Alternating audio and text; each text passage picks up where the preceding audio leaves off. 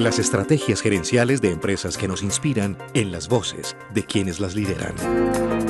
Clase Empresarial, programa de la Cámara de Comercio de Medellín para Antioquia. ¿Qué tal? Qué gusto saludarlos nuevamente aquí en nuestro programa desde esta cabina de Cámara FM en los 95.9 a través de esta cámara de nuestro canal YouTube de la Cámara de Comercio. Pues les damos la bienvenida hoy con un gran personaje, con otra de esas voces empresariales de gran trayectoria en nuestro departamento y en nuestro país. Les estoy hablando y ustedes ya seguramente muchos lo van reconociendo, y para quienes nos están escuchando, pues es uno de los pioneros de la televisión regional en Antioquia.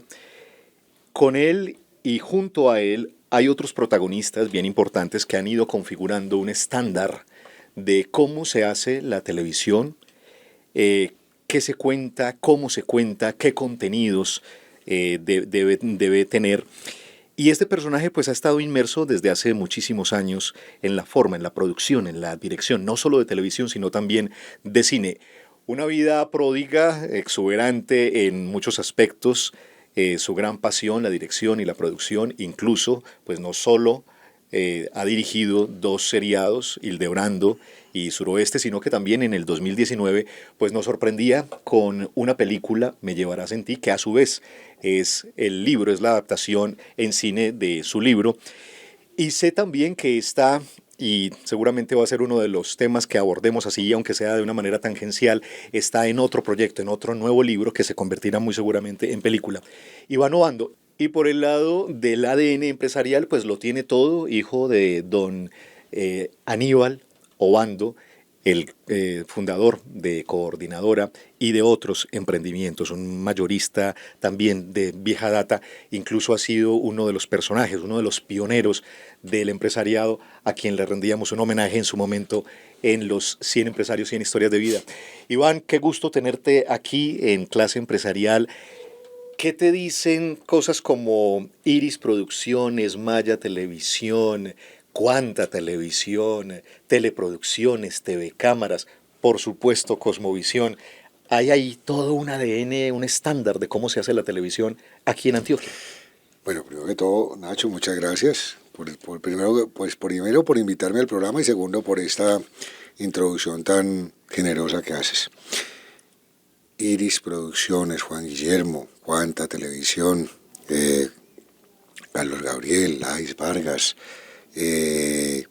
Olga Gaviria.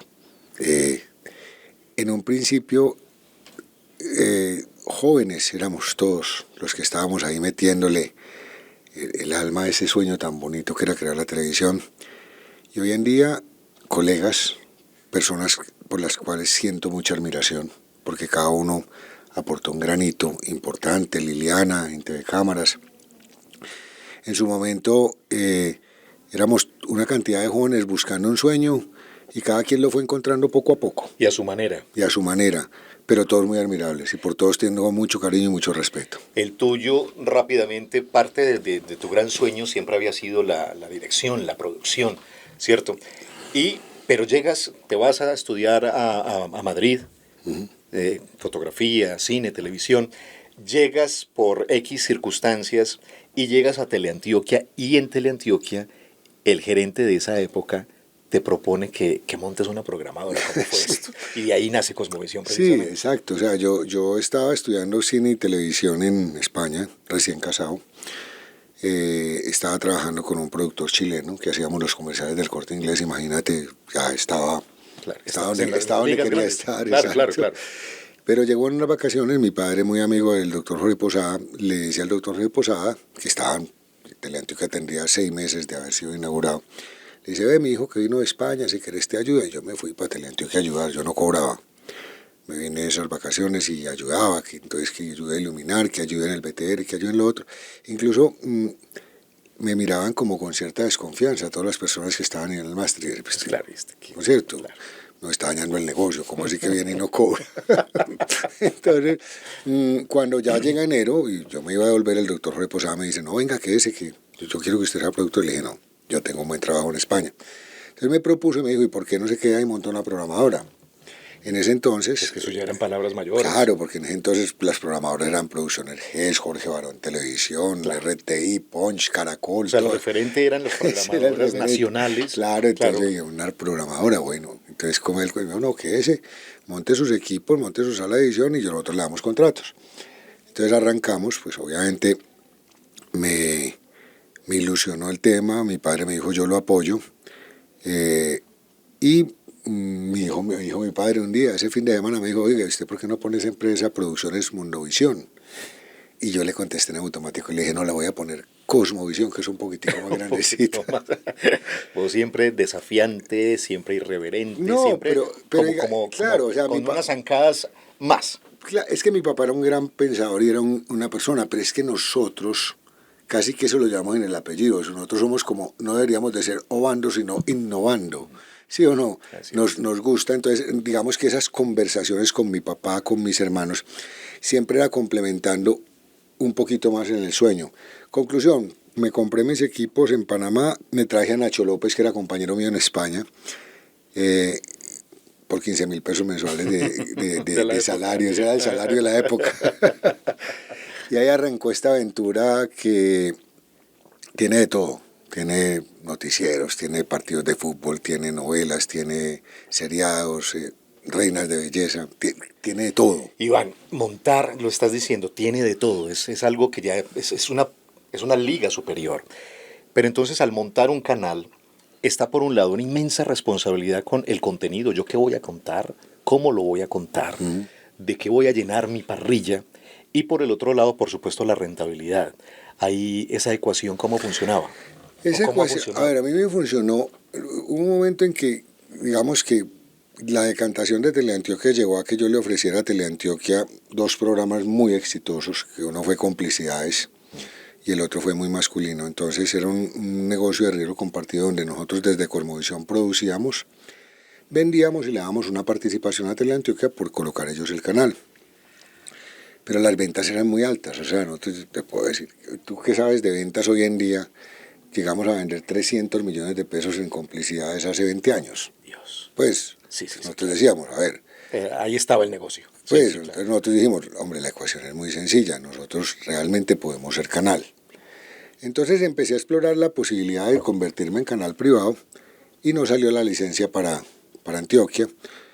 Pero me di cuenta de que realmente quien decidía qué canal cargaba eran los cableros. Entonces fui directamente con el cablero. Le dije a Tigo en su momento, o a UNE, oiga, yo quiero ser canal. Yo le arriendo la franja, después Tigo. Entonces fuimos entrando en esas parrillas, entendiendo que la única audiencia que no íbamos a tener era el 16% que eran los que veían televisión por aire. Pero esa ecuación no nos preocupaba, nosotros decíamos, con eso podemos vivir. Sin embargo, el problema radica en que Ivopet, que es quien mide los ratings, la sintonía, no medía los canales satelitales. Entonces hicimos una apuesta en donde poner a producir la fábrica ya sabíamos, entonces empezábamos con programas, hacíamos La Buena Vida de todo un poco, El Jalapeño, ¿cuánto programa hicimos? Pero cuando fuimos ya a las ventas, los clientes nos decían, ¿y el rating? Y el rating sí existía, pero Ivopet no lo medía, y esta es la hora en que no lo mide. Entonces la ecuación no dio, ¿no es cierto? Y lo que tuve que hacer yo en su momento es, hombre, tengo una fábrica muy grande, la voy a poner a operar al 10%, porque no se justifica ponerla a operar a un porcentaje tan alto si no me da. Es decir, una ultra optimización del recurso. Y eso ha hecho que, digamos, hicimos una muy buena inversión tecnológica y nos ha durado mucho, pero nos concentramos en tratar de hacer programas fuertes en la noche. Y dijimos, no hagamos 10 programas, hagamos 2 o 3 programas, hagamos los buenos. Y ahí fue cuando salió, nos cogió la noche. Que persiste. Que persiste y que es un programa muy bien valorado, independientemente del rating. Es un programa muy bien valorado que nos permite a nosotros continuar. Entonces lo que hacemos ya como canal es que no damos batallas que no nos corresponden. Entonces yo digo, ¿para qué? Por ejemplo, tratamos de hacer una batalla con el noticiero del mediodía, que era una duda que yo tenía. Yo decía, ¿será que es que a mí me hace falta hacer un buen noticiero? Y con Hora 13 hice un buen noticiero. El mejor. Tú trabajaste allá, claro que pero sí. ¿qué te ganas tú si no te lo miden? Entonces, si no te lo miden, no lo puedes vender. Nos estás entregando una de las claves que por estos micrófonos hemos escuchado muchas veces de grandes empresarios como vos, y es la capacidad de saber renunciar y de renunciar a tiempo, ¿cierto? Entonces, no has tenido inconveniente no solo con esta oportunidad de Hora 13, sino con otras en tus larguísimos años, desde el 86, esta cosmovisión. Ha habido renuncias, ha habido ganancias y renuncias. Claro. ¿Cómo te ha ido con esas renuncias? ¿Cómo las gestionas? Las gestiono como yo creo que las debería gestionar la gente en la vida. Usted tiene dos opciones ante las circunstancias de la vida. O es una víctima o es una persona que se convierte y se vuelve en un ganador. Les voy a dar un ejemplo completo. Pasó eso, bájele a la fábrica, subo al tema de producción. Pero me pasó una peor todavía con el tema de los aeropuertos, porque digamos que la gente nos conoce mucho por el canal, pero realmente el producto grande es RTV. Es RTV, que es todo el tema de los aeropuertos y el outdoor. Entonces nosotros decíamos, bueno, como esto no nos funciona para sostener, el 70% del ingreso de la empresa lo traía la publicidad de outdoor, y el 30%, que era lo que hacíamos en el canal, era una cooperativa. ¿Y qué carajos que fuera una cooperativa? Maravilloso, porque nos ha permitido darle la oportunidad a mucha gente. Pero cuando vino la pandemia, ahí sí la vimos negra, porque resulta que los aeropuertos los cerraron. Claro. No habían pasajeros. Entonces, ahí sí, eso sí fue grave. Entonces, automáticamente los contratos se fueron a cero, o sea, a cero. Automáticamente el aeropuerto también, consecuentemente, con eso nos bajó los contratos de arriendo, ¿cierto? Y de alguna manera los contratos de televisión subieron. Pero, para terminarte el tema, es cuando llega el momento de renovar aeropuertos, ¿no es cierto?, me dicen, bueno, ¿y usted va a renovar el contrato de aeropuertos? Y yo no sabía si los aviones iban a volver o no iban a volver. Y esto es interesante, mi competencia en aeropuertos era Efectimedios. Y a Carlos Mejía, que es el presidente de Efectimedios, que también estuvo muy metido acá en Teleantioquia, pues hombre, era una competencia muy dura, pero yo por ese señor sentí una admiración. Porque de verdad que ese sí es uno de los padres de la televisión y de la publicidad en Colombia. Entonces cuando llega el momento, tengo la oportunidad a través de Opaín, que es quien maneja los aeropuertos, y me dice, ¿por qué no te sientas a hablar con Pablo Mejía, el hijo de Carlos? Yo tenía dos chances, o hablaba con los franceses, que era JC de Caos, o hablaba con Efectimedios. Y yo había tenido ya una relación con JC de Caos, y hay una cosa empresarialmente, y es que cuando las relaciones no son de respeto o de equilibrio, es imposible hacer negocios, ¿cierto?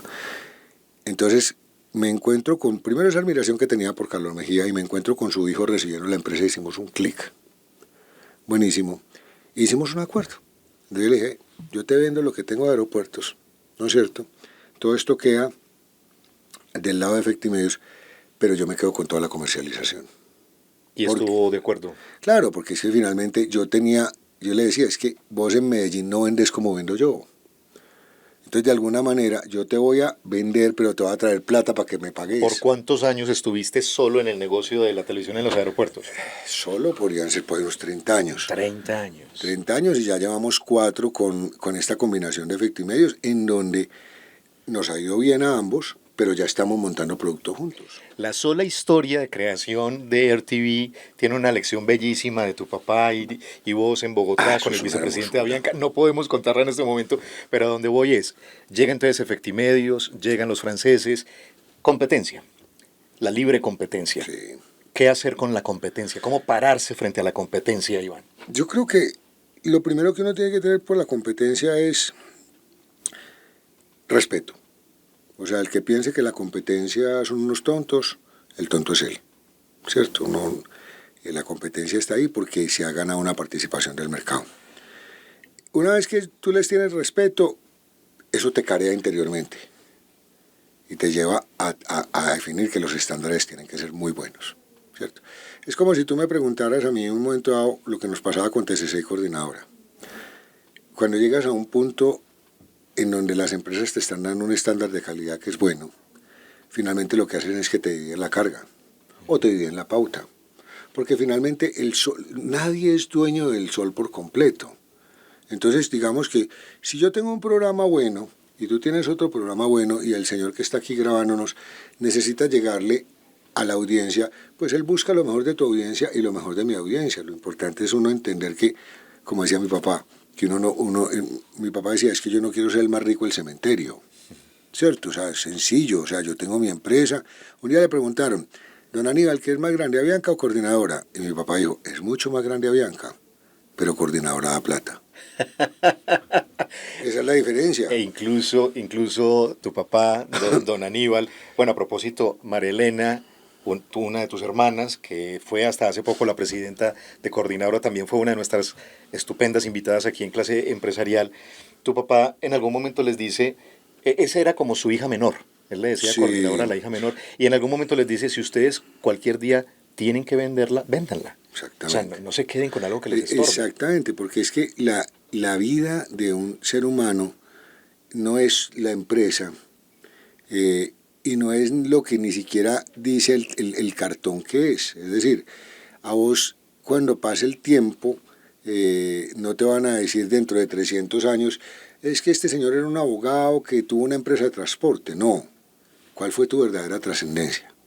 ¿Cierto? Entonces, digamos, fue una persona correcta, fue una persona digamos, perdonó. Digamos, esa es la evaluación fundamental. Entonces, mi papá lo que decía es, las empresas son unas circunstancias de trabajo para usted lograr tener comodidades. Pero si no se entiende que primero están las personas, no hay nada. Entonces, él decía, el Coordinadora, hasta el día en que usted, o sea, cuando Coordinadora les empiece a ustedes a quitar calidad de vida, ya no tienen por qué tener a Coordinadora. ¿Cómo es el asunto familiar? Ahí es como un partido donde hay dos fuerzas, unos muy pro empresa familiar y otros que denostan de alguna manera de las empresas familiares. En el caso de ustedes, pues ustedes tienen todo un ADN Coordinadora, por otro lado de la familia TCC, Mallorca, Cosmovisión. La familia, ¿cómo entiendes tú la familia y cómo entienden ustedes ese ADN empresarial, la familia dentro de la cultura empresarial antioqueña? Yo creo que hay un punto que ahorita mencionaste que vale la pena que lo reincorporemos a la conversación, porque yo se lo digo permanentemente a mis empleados. Yo les digo, a mí Dios no me dio la oportunidad de tener un canal de televisión simplemente porque yo sea un bacán. Uh-huh. Me la dio porque Él sabe que yo honro el compromiso. Dios sabe que yo con un canal de televisión tengo un compromiso de que mi canal le sirva a la gente para cosas útiles, para salir adelante, para promover la cultura sana. Claro. Y yo pienso que eso nos pasa en todas las instancias y en todas las empresas. Una cosa que nosotros le decimos mucho a los sobrinos es que usted no tiene un título nobiliario. Usted lo que tiene es una responsabilidad a la berraca. Porque es que detrás de usted hay miles y miles de empleados, ¿no es cierto? Que esos miles de empleados tienen esposas y tienen hijos y tienen sueños. Y nosotros solamente somos parte del cuento. O sea, sí, claro, se nos ocurre la idea, lideramos la cosa, pero es que este barco no lo estamos moviendo solamente para nosotros. En este barco vamos muchas personas. Entonces, digamos que ese concepto que mi padre nos dio a nosotros y que nosotros le llevamos a nuestros sobrinos, ese concepto de que no se trata de ser buen patrón, se trata es de ser un líder. Y un líder no es el que manda, es el que convence. Un líder es el que si está lloviendo también se moja. Entonces, ese concepto, si lo llevas desde adentro, no tiene pierde. Yo no sé por TCC, porque TCC es la empresa de mis tíos, admirando mucho a mi tío Jorge, a mi tía Rosalba. Pero yo te hablo del lado nuestro. Uh-huh. Hay un código muy claro en mi papá, en mi mamá, en nosotros y en los nuevos jóvenes, en donde nosotros somos parte del equipo. Y el equipo somos todos. O sea, tú no te imaginas la admiración que yo puedo sentir por un conductor de carretera de Coordinadora. Un señor que coge una tractomula a las 8 de la noche y sale de aquí para Cartagena. ¿Cuántos obstáculos sortea ese señor? ¿No es cierto?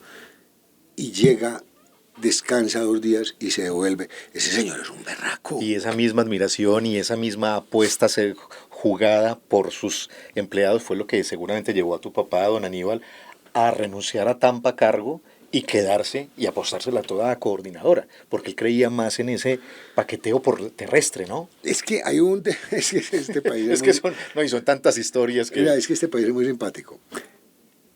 Mi papá montó coordinadora y en ese entonces, pues yo estaba pelado, todos los carros eran de carpa.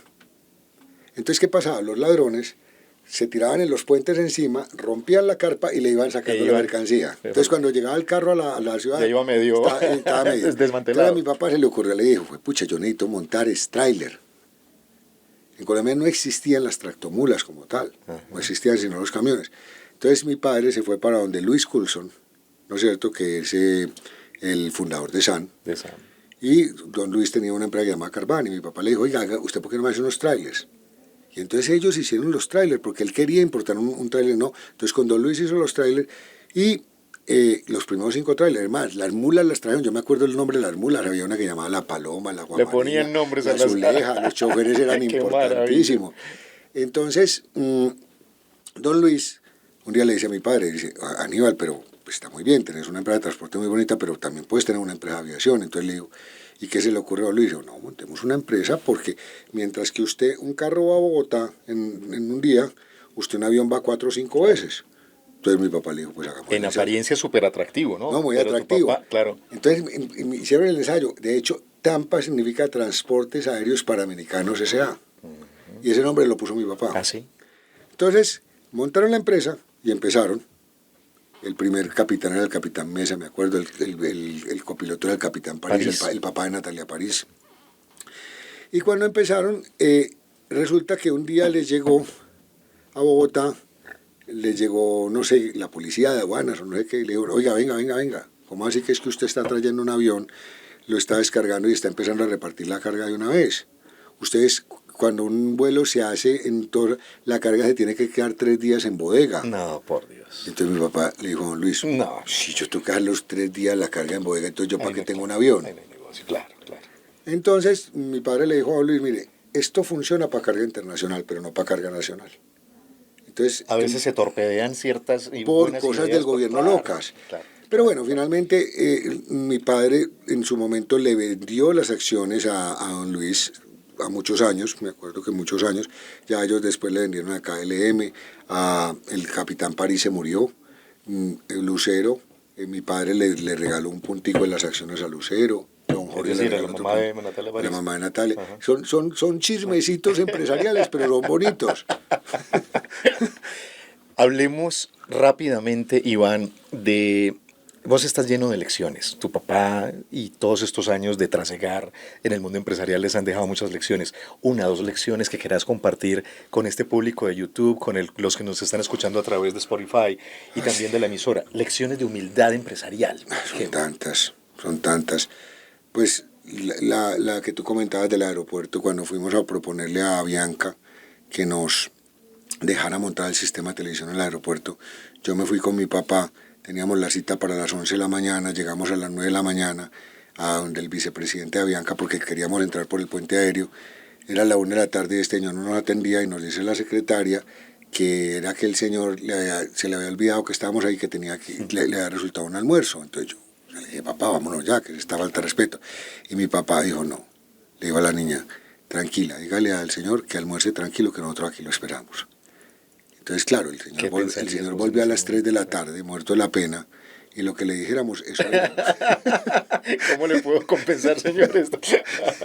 Y eso me lo enseñó. Saber también identificar cuándo hay una oportunidad invaluable, esa es una que lección, no se repite, ¿cierto? Esa es una lección. Y te digo a decir una cosa, mi papá es un libro abierto, pero te voy a contar una de mi hermano Aníbal, a ver, que también lo admiro mucho. Aníbal, tú sabes que Aníbal montó todo el tema de Mallorca, y él quería meter a Crepes and Waffles en Mallorca en su momento, entonces, pero no lograba pues que la señora de Crepes and Waffles viniera a Medellín porque ella había muy ocupada, y había otro señor que llamaba Fabio Montoya que había montado una cosa de tránsito allá, que Fabio tenía un helicóptero, y Fabio les estaba quedando mal con los pagos. Entonces Fabio me decía, ve, yo necesito hablar con Aníbal porque es que no me ha salido el negocio, y Aníbal, déjate, decirle a Fabio que tranquilo, que yo después lo cuadro, pero eso sí, que tenga el helicóptero listo, que yo en cualquier momento se lo pido. Palabras más, palabras menos, un día la señora de Christian Waffle le dijo a Aníbal, le dijo, yo voy a estar este fin de semana en Bogotá, pero es que no, en Medellín, pero no tengo tiempo. Y Aníbal le dijo, tranquila, Margarita, no me acuerdo cómo se llama, tranquila que yo la recojo en el aeropuerto y la llevo en helicóptero para que vaya, vea el negocio. Pues Aníbal me llama un día y me dice, ve, necesito que Fabio me tenga el helicóptero mañana a tal hora. Y efectivamente cogió el helicóptero, se llevó a la señora y ahí está Crepes and Waffles en Mallorca y por supuesto en San Nicolás y en todas partes. Es esa coordinación de entender dónde están las oportunidades y los movimientos que hace que...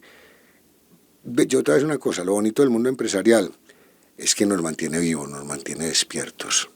Y en eso no hay tiempo para jubilarse. En ese, mira eso que acabas de decir, no hay tiempo para jubilarse cuando se está haciendo lo que es una pasión. No hay horario. No hay horario. Hay una familia muy famosa. Hasta ni que te paguen. No, claro, mira, hay una familia muy famosa en Panamá que son los Hariri, creo que se llaman, que tienen todas las marcas habidas y por haber. Y cuando yo fui a conocer a ese señor a Panamá, que es un judío súper poderoso, le dije, ¿cómo está? ¿Qué ha hecho? Y me dice, trabajar, que es lo que más me gusta. Iván, finalmente en la vida has hecho lo que has querido. Sí, te la has jugado sin gracias miedo. a Dios. Si es por el canto, si es por los libros, si es por la escritura, si es por la dirección, si es por la creación de empresa, te has obedecido a vos mismo. Sí, me he obedecido. Aunque he obedecido esa voz interior, he obedecido mis instintos, pero eso no significa que siempre haya acertado. Porque hubo una época en que me desconcentré un poco de mis hijos. Uh-huh. Y eso es algo que, gracias a Dios, lo reflexioné a tiempo. Cuando estaban todavía adolescentes, conversé con ellos y me prometí que nada en la vida me podía sacar de ese foco. Ese fue otro chance que aprovechaste. Claro. Esa otra segunda oportunidad. Exacto, porque es que obedecerse a sí mismo y obedecer los instintos no puede ir o no puede atropellar a los seres que amamos. No debe, porque entonces no estás construyendo nada, sino que estás construyendo un imperio de plata por un lado, pero estás construyendo un infierno de sentimientos por el otro. No tiene sentido. Iván, vos no sabes lo que lamento que este programa solo dure 28 minutos al aire, porque tendríamos muchas historias desde muchos tópicos distintos. Sé que no solamente escribiste ese bello libro que luego fue la película sobre don Gonzalo Mejía, sino que también de Vasco Núñez de Balboa estás preparando algo y ese será otro gran golpe que nos vas a dar. Se llama, creo, El Rincón del Mar, Qué el bien. Próximo libro. Ojalá que podamos hablar de eso y de otras cosas. Claro. Iván Obando, el presidente de Cosmovisión, cantante, escritor, bueno, en fin, con una cantidad de historias como ustedes ya bien lo pudieron haber escuchado o visto. Dentro de 8 días, una nueva voz empresarial aquí en nuestro programa Clase Empresarial. Ha sido un placer. Las estrategias gerenciales de empresas que nos inspiran en las voces de quienes las lideran. Clase Empresarial, programa de la Cámara de Comercio de Medellín para Antioquia.